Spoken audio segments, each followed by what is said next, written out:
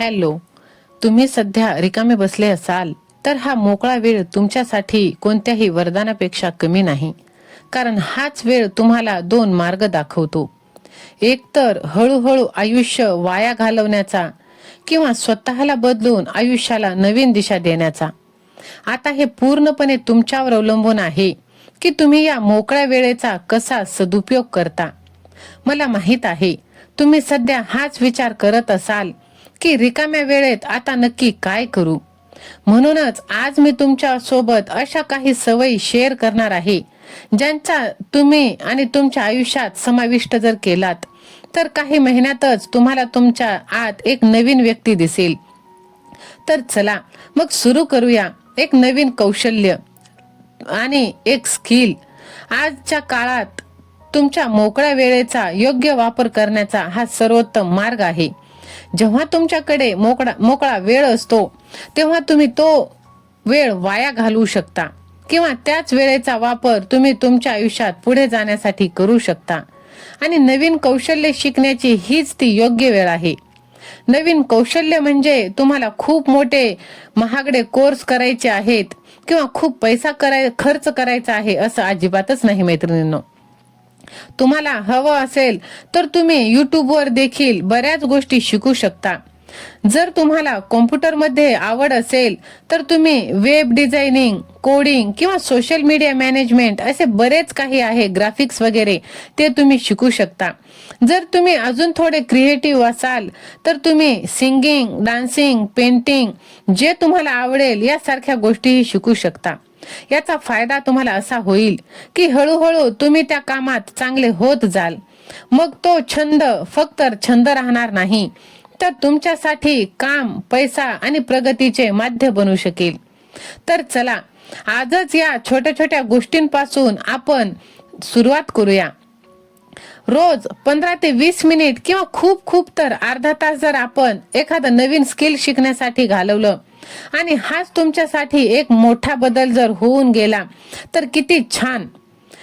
जर तुम्ही संवाद कौशल्य, कम्युनिकेशन स्किल, तुम्ही कितीही हुशार असाल पण जर तुम्ही तुमचे मत स्पष्टपणे किंवा कॉन्फिडन्सने जर समोरच्या व्यक्तीपर्यंत पोहोचू शकत नसाल तर तुमची ती स्किल अपूर्णच राहणार आहे आणि काहीच कामाचं नाही. म्हणूनच जी आपली बोलण्याची पद्धत आहे, कम्युनिकेशन स्किल आहे, ती आजच्या काळात खूप महत्वाची आहे.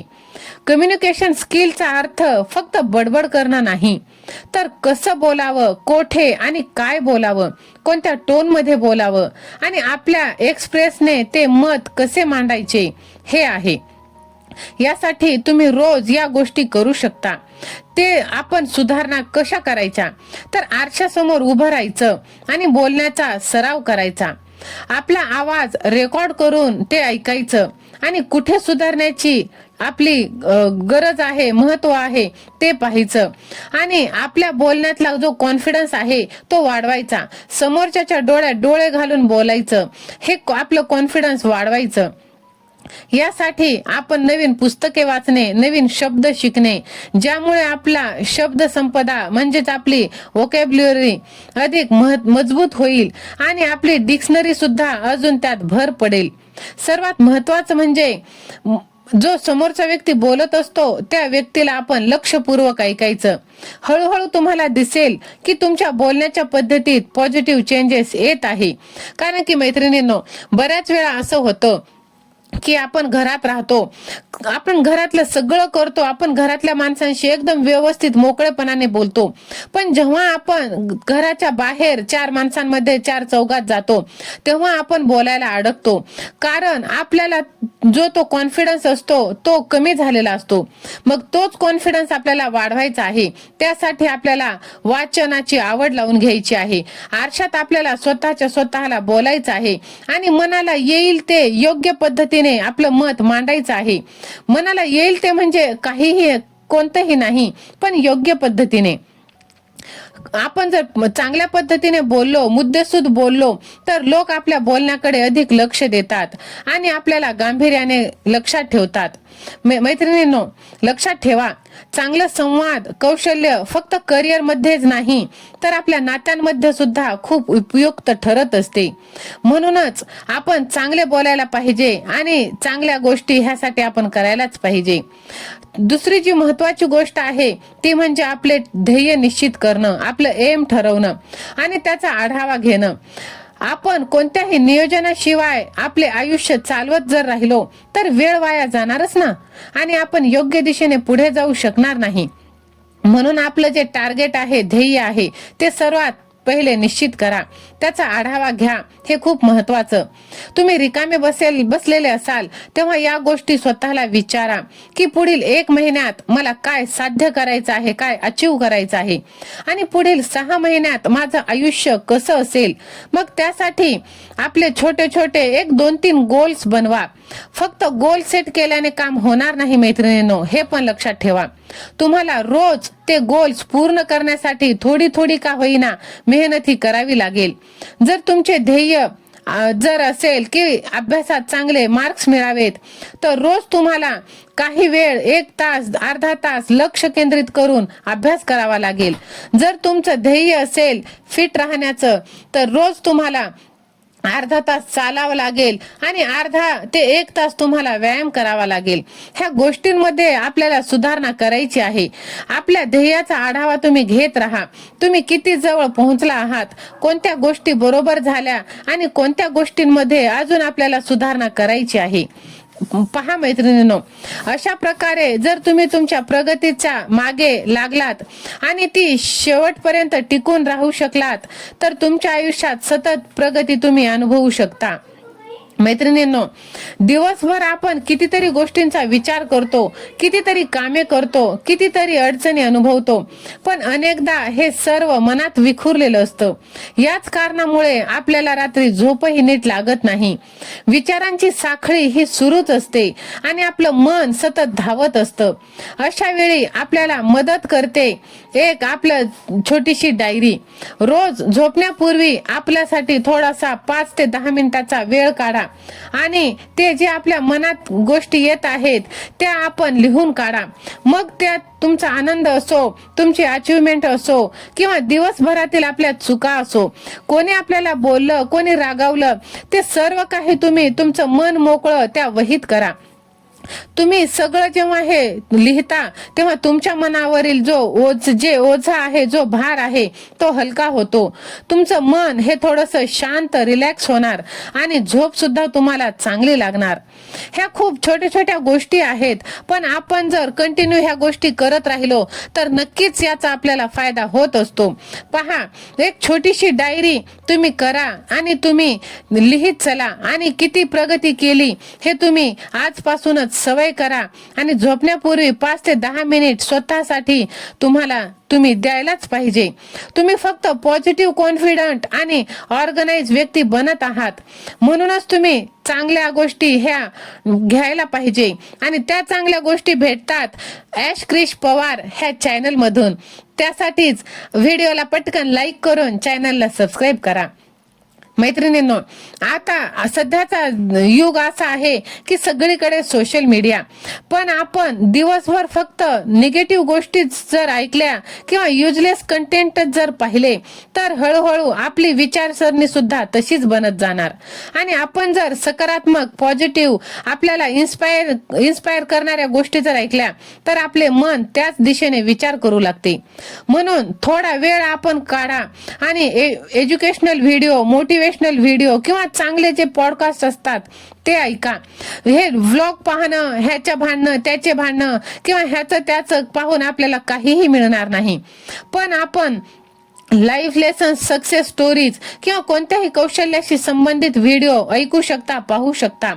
याची एक महत्वाची खास गोष्ट की तुम्ही ते कोणत्याही वेळी ऐकू शकता. सकाळी वॉक करताना, स्वयंपाक करताना, रात्री झोपण्यापूर्वी. यामुळे तुमचा वेळ हा प्रोडक्ट होईल आणि तुमचं मनही रोज नवीन काहीतरी शिकेल. म्हणून तुम्ही जे सोशल मीडियावरती वेळ घालवता ते रील्स पाहण्यात किंवा एखाद्याचे डेली रुटीन व्लॉग पाहण्यापेक्षा काहीतरी असं आपल्याला इम्प्रूव्ह करण्यासाठी जे योग्य आहे ते पहा आणि त्यातून तुम्ही एक नवीन सुरुवात करू शकता. तर तसंच मैत्रिणींनो, माझं सुद्धा आहे.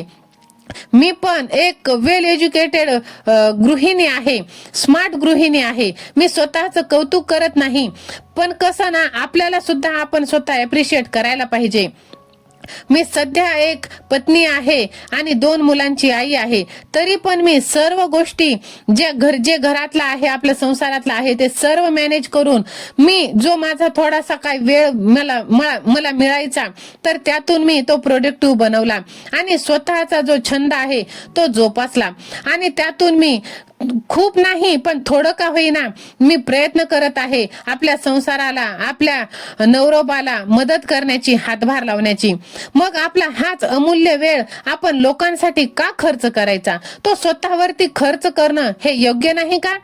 जर सहमत असाल तर लव यू जिंदगी असं तुम्ही कमेंट करून माझ्या ह्या मताला आणि मला अजून प्रोत्साहन द्या, जेणे की माझ्या आयुष्यात अजून मला चांगली प्रगती करता येईल. मैत्रिणींनो, कितीही आपण काम केलं, कितीही काही केलं तरी आपलं मन हे सकारात्मक राहत नाही. तर त्यासाठी आपण काय करायचं? आजकाल प्रत्येक घरामध्ये इतके वाद विवाद क्लेश आहेत की काही केल्या ते सुटत नाही. प्रत्येकाच्या घरात काही ना काही असे प्रयत्न, भरपूर काही अशा गोष्टी घडतात की त्याने नुसतं आपण डिप्रेशन मध्ये जात असतो. तर त्यासाठी आपण काय करायचं हे आपण कमी तर करू शकत नाही. जे लोक आपल्याला त्रास देतात आपण त्यांना तर बदलू शकत नाही. तर इथे वेळ आहे आपल्याला स्वतःला बदलण्याची. किती वेळा आपण आपल्या शरीरासाठी वेळ काढतो. अनेकदा आपण घर, कुटुंब आणि इतर कामांमध्ये इतके व्यस्त होतो की स्वतःच्या फिटनेसकडे दुर्लक्ष करतो. पण मैत्रिणींनो, लक्षात ठेवा, जर ऍक्टिव्ह असलो, तर आपण जर फिट असलो तर आपल्यामध्ये एनर्जी टिकून राहते आणि एकदा का तिशी पार केली तर आपलं शरीर आपल्याला बोलायला लागतं आणि आपल्याला काही संकेत द्यायला लागतं. योग्य वेळीच जर आपण आपल्या आरोग्याकडे लक्ष नाही दिले तर आयुष्यभर आपल्याला नंतर पश्चाताप करत राहावं लागतं. म्हणून रोजचे तुम्ही 15-20 मिनिटाचा का होईना वर्कआउट करा. तुमच्या आयुष्यात हा खूप मोठा बदल आणू शकतो. वर्कआउटचा अर्थ म्हणजे जिमला जाणे किंवा खूप असे मोठे हे करणे असं नाही. तर तुम्ही घरी सुद्धा योगा करू शकता. हलकसा व्यायाम करा, वॉकला जाऊन या, म्युझिक लावून थोडा वेळ डान्स देखील करू शकता. तुम्ही हळूहळू पाहाल की तुमच्यातील थकवा कमी होत आहे, तुम्हाला झोप चांगल्या पद्धतीने लागत आहे आणि आत्मविश्वासही वाढत आहे आणि तिशीनंतर जो तुमच्या शरीरात बदल होत आहे तो सुद्धा बदल कंट्रोल मध्ये आहे. हे पहा, शरीर आहे तर बदल होणारच, पण तोच बदल जर तुम्ही चांगल्या पद्धतीने केलात तर नक्कीच त्याचा तुम्हाला फायदा होणार आहे. त्यासाठी तुम्ही मेडिटेशन करा, कारण आजच्या धावपळीच्या जीवनात आपले मन क्वचितच शांत बसत असेल. काम, जबाबदाऱ्या, टेन्शन आणि अनगणित असे विचार आपल्याला सतत गोल फिरवत आहेत. अशा वेळी आपल्या मनाला थोडा वेळ तुम्ही रेस्ट द्या, शांती द्या आणि हे आवश्यक आहे. आणि हेच काम करतं मेडिटेशन. मेडिटेशन कसं करायचं तर सकाळी उठायचं किंवा संध्याकाळी तुम्हाला जेव्हा वेळ मिळेल तेव्हा तुम्ही एका ठिकाणी शांत डोळे बंद करून बसा आणि आपल्या श्वासावर लक्ष केंद्रित करा. खोल श्वास घ्या आणि हळूहळू बाहेर सोडा.